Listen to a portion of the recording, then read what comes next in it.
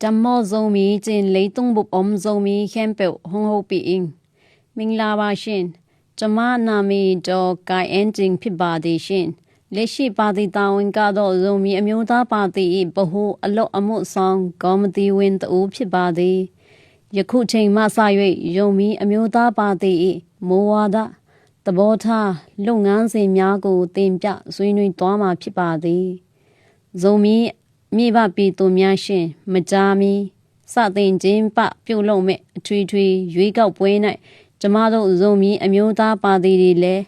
လွတ်တော်အသီးသီးတွင်ဝင်ရောက်ရှင်ပြိုင်မယ်ဖြစ်ပါသဖြင့်တတ်နိုင်တဲ့ပြစ်မှဝင်းထောက်ခံရ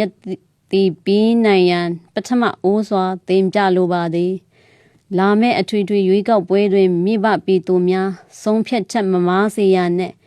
ဇုံမီတိုင်းရင်းသားများနောက်ကောက်မကြံရစ်စေရန်အတွက်အချိန်မီပြင်ဆင်သင့်သည်များပြင်ဆင်နိုင်ဖို့လည်းအသည့်ပြေညွှန်းစော်လိုပါသည်ကျမတို့ဇုံမီအမျိုးသားပါတီအနေဖြင့်နိုင်ငံရေးပြဿနာများကိုနိုင်ငံရေးနေလမ်း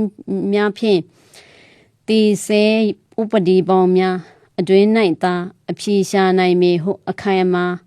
ယုံကြည်ပါသည်ထို့အပြင်ကျမတို့ဇုံမီအမျိုးသားပါတီ၏နိုင်ငံရေးသဘောထားယက်တီချက်များမှာဇုံမီတိုင်းရင်းသားများအပါအဝင်မြန်မာပြည်တွင်မြေသိမ်းနေထိုင်သောတိုင်းရင်းသားအားလုံးတို့၏နိုင်ငံရေးအရာတန်းတူညီမှုရရှိဖို့နှင့်အနှစ်သာရပြည့်ဝသောဒီမိုကရေစီနှင့်ဖက်ဒရယ်ဒီမိုကရေစီစနစ်ကိုအခြေခံသည့်ပြည်ထောင်စုပေါ်ပေါက်ရေးအတွက်သက်ဆိုင်ရာအင်အားစုအသီးသီးတို့နှင့်လက်တွဲအကောင်အထည်ဖော်တည်ဆောက်ဖို့ကြိုးစားဆောင်ရွက်သွားရန်ဖြစ်ပါသည်ထို့ကြောင့်ကျမတို့ဇုံမီအမျိုးသားပါတီ၏မိုးဝါဒသဘောထားလုပ်ငန်းစဉ်များကိုအောက်ပါဖော်ပြအတိုင်းတင်ပြသွားမှာဖြစ်ပါသည်ရှင်အခြေခံမူများတစ်ဇုံမီတိုင်းရင်းသားများ၏အမျိုးသားအကျိုးစီးပွားကာကွယ်ဆောင်ရှောက်မြင့်တင်ရေးနှင့်ဒီမိုကရေစီနှင့်ဖက်ဒရယ်စနစ်ကိုအခြေခံသည့်ပြည်ထောင်စုပြည်ပြင်းစွာပေါ်ထွန်းရေးအတွက်အခြားသောနီကိုတိုင်းရင်းသားများနှင့်အတူတကွလက်တွဲကြိုးပမ်းဆောင်ရွက်ရေး၃ဇုံမီတိုင်းရင်းသားများ၏ဥစ္စာဒနာအမြင့်မီကိုးကွယ်သည့်ဘာသာစာပေယဉ်ကျေးမှုဓလေ့ထုံးသားများအားကာကွယ်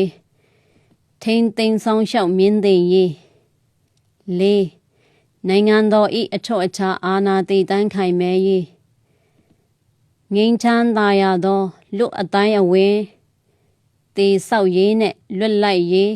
အတွန်းစီကြာတည်တံ့ခိုင်မြဲရေးငါမြန်မာနိုင်ငံ၏နိုင်ငံရေးအပြောင်းလဲဖြစ်စဉ်များနှင့်နိုင်ငံပြန်လည်တည်ဆောက်ရေးတွင်ဇုံမီတိုင်းရင်းသားများအားကိုစားပြုရေးဆိုနိုင်ရေးတို့ဖြစ်ပါသည်ကျမတို့ယုံမီအမျိုးသားပါတီ၏အဓိကရည်ရွယ်ချက်များကိုလည်းဆက်လက်တင်ပြသွားမှာဖြစ်ပါသည်ရည်ရွယ်ချက်တစ်ဇုံမီတိုင်းရင်းသားများအားလုံးသွေးစည်းညီညွတ်ရေးရရှိအောင်ဆောင်ရွက်သွားမယ်နှစ်အခြေခံလူအခွင့်အရေးများရရှိရေးနှင့်ဒီမိုကရေစီအခွင့်အရေးကြောင့်လူနည်းစု၏အခွင့်အရေးနိုင်ငံသားအခွင့်အရေးထိခိုက်ဆုံးရှုံးမှုမရှိဘဲအထစ်အခိုက်မရှိအောင်ဆောင်ရွက်မယ်၃အမြင့်မြန်မာနိုင်ငံတော်၏စီးပွားရေးလူမှုရေးကျန်းမာရေးပညာရေးကဏ္ဍများပုံမူပေးတိုးတက်မြင့်မာရေးကြိုးပမ်းမယ်၄ဇုံမီတိုင်းရင်းသားများဘိုးဘွားစဉ်ဆက်နေထိုင်သည့်ဒေသများနှင့်ဆက်တဲ့ဒေသအလုံးတပြင်းနေဘစ်ဆောင်ဖွံ့ဖြိုးတိုးတက်ရန်ဆောင်ရွက်သွားမယ်ငါလွတ်လပ်သောဈေးကွက်စီးပွားရေးစနစ်ကိုပြည်ပြင်းစွာအကောင်အထည်ဖော်ဆောင်နိုင်ရန်ကြိုးပမ်းမယ်၆ဇုံမီဒေသအတွင်းထွက်ရှိသောတဘာဝတယံတန်တများ၏ထိုက်တန်သောအကျိုးခံစားခွင့်များကိုဇုံမီတိုင်းရင်းသားများရရှိအောင်ကြိုးစားဖော်ဆောင်မည်ခုနှစ်ဇုံမီဒေသအတွင်းစိ နေဆက်ကုံတွေရေးလမ်းကြောင်းများတူးချက်ဖွင့်လှစ်နိုင်ရေးနဲ့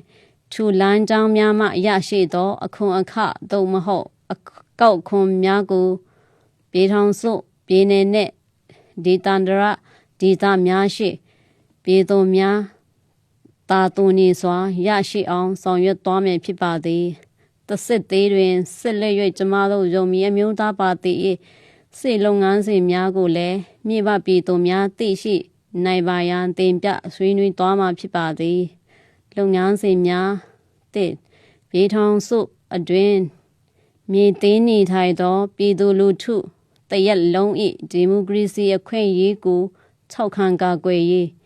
နှင့်တိုင်းရင်းသားလူမျိုးပေါင်းစုံတို့၏ချစ်ကြည်ရေးစည်းလုံးညီညွတ်ရေးတရားမျှတသောတန်းတူအခွင့်အရေးရရှိရေးစသည်တို့ကိုအခိုင်အမာတည်ဆောက်ရင်းပြည်ထောင်စုကြီး၏အထောက်အထားအာဏာကိုကာကွယ်ဆောင်ရှောက်ရေး၃လွတ်လပ်စွာပွင့်လင်းသောနိုင်ငံရေးမူဝါဒကိုကျင့်သုံးရင်းပြည်တွင်းငြိမ်းချမ်းရေးမှတဆင့်ကပ္ပငြိမ်းချမ်းရေးကိုတစ်ဖက်တစ်လမ်းမှအထောက်အကူပြုစေရေး၄နိုင်ငံသားတိုင်းလူနည်းစုများ၏ပညာသင်ကြားခွင့်အခွင့်အလမ်းများနဲ့မိမိလိုချင်တဲ့အသက်မွေးဝမ်းကြောင်းပညာအရရက်တို့လွတ်လပ်စွာလေ့လာစေပိုးနိုင်ရေးအတွက်အခွင့်အရေးလမ်းများကိုဖော်ဆောင်ပေးနိုင်ရေးတို့ဖြစ်ပါသည်နေကုန်းချောအနေနဲ့ကျွန်မတင်ပြလိုတာကတော့ဇုံမီမိဘပြည်သူများအနေဖြင့်တည်ထားရမည်မှာအခြားသောသစ္စာရာတိုင်းရင်းသားနေရကိုအသေးသေးတို့ဒီလဲမိမိတို့တိုင်းရင်းသားလူမျိုးကိုစားပြုသောပါတီကိုသာလျှင်ထောက်ခံဆန္ဒမဲပြီးရွေးကောက်တင်မြှောက်ကြမေမှာအေကမလွဲဖြစ်ပါသည်ထို့ကြောင့်ဇုံမီမိဘပြည်သူများအနေဖြင့်လဲဇုံမီတိုင်းရင်းသားများ၏အမျိုးသားအကျိုးစီးပွားကာကွယ်ဆောင်ရှောက်မြင့်တင်နိုင်မဲ့မိမိတို့လူမျိုးကိုစားပြုသည့်ဇုံမီအမျိုးသားပါတီကိုသာထောက်ခံဆန္ဒမဲပြီးရွေးကောက်တင်မြှောက်ကြပါရန်ကျမအနေဖြင့်အလေးအနစ်ထားနှိုးဆော်တိုက်တွန်းချင်ပါတယ်ရှင်မြန်မာနိုင်ငံသူနိုင်ငံသားအားလုံးစိတ်၏ချမ်းသာခြင်းကိုယ်၏ကျန်းမာခြင်းနဲ့ပြည့်စုံပါစေရှင်အားလုံးကိုကျေးဇူးတင်ပါတယ်ရှင်နဗစ်ပီတုံဝါလုံတမမတုတ်ပါထဖာ